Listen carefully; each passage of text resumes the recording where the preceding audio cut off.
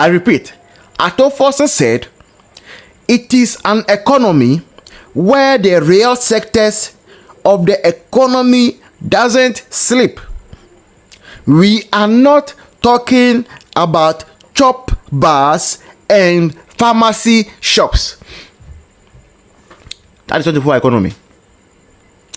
What this means is that if you are a watch seller, you sell banku, you sell indomie, you sell what? Ekwegbe, you sell cocoa, you sell, mention them, the rest, the things that people cook and sell, all those, and you went to vote on 7th December because you ever thought that there was going to be a 24-hour economy in which you will be given incentive and electricity at a cheaper rate in the night to sell wache, to sell indomie, to sell togboe, to sell kose, to sell what? Banku, nkrumankwai, and the rest.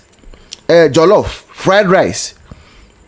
If you ever thought that was what John Mahama was coming to do, then April Fool, or this one in January Fool.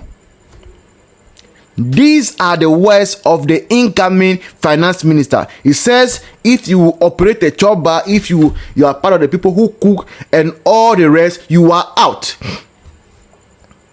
He said you are out. Don't even think about it. You are not part of the 24-hour economy. Finance minister like us as him, Ato Forson, he said it today. So forget about it. If you sell fish at the roadside, you sell grilled tilapia, and you want to vote for Mahama because you want to take part in 24-hour economy, forget about it. It's coming from the finance minister. One more pretty pharmacy shops, they forget about it.